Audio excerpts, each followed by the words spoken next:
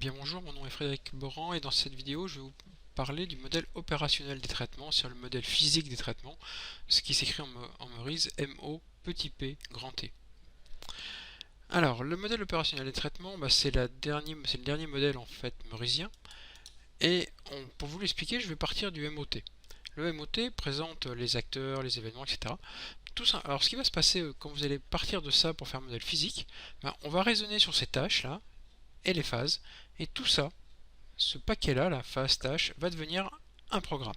Alors un ou plusieurs programmes selon la complexité. Si c'est une phase très complexe en fait, avec différentes tâches, les tâches vont devenir des programmes, d'accord.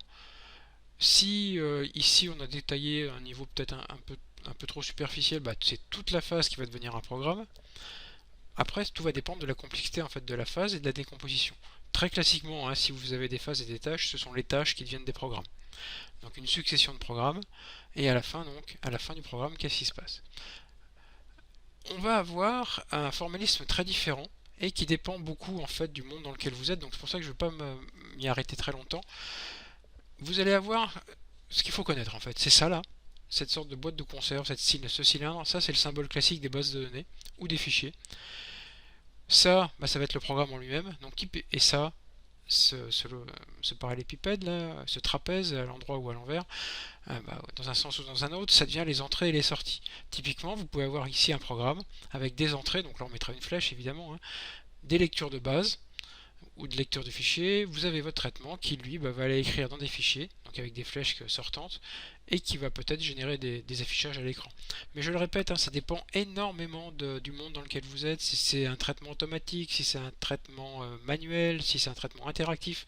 Donc c'est pour ça que je peux difficilement tout vous présenter, c'est un peu hors contexte, et c'est vraiment que dans les très très grosses applications où on arrive au modèle opérationnel des traitements.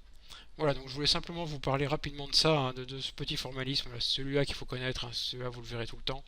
Voilà, on peut avoir aussi des symboles internet, par exemple, pour dire qu'on va écrire quelque part.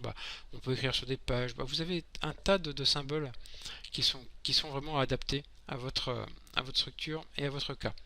Voilà, donc c'était les dernières vidéos sur Meurize. J'espère que vous avez appris 2-3 bricoles en me suivant sur ces 30 vidéos. Je vous invite évidemment à me suivre sur mon site et à me suivre sur ma chaîne pour d'autres aventures au niveau informatique. Il me reste donc vous inviter à vous abonner et à vous remercier. Au revoir.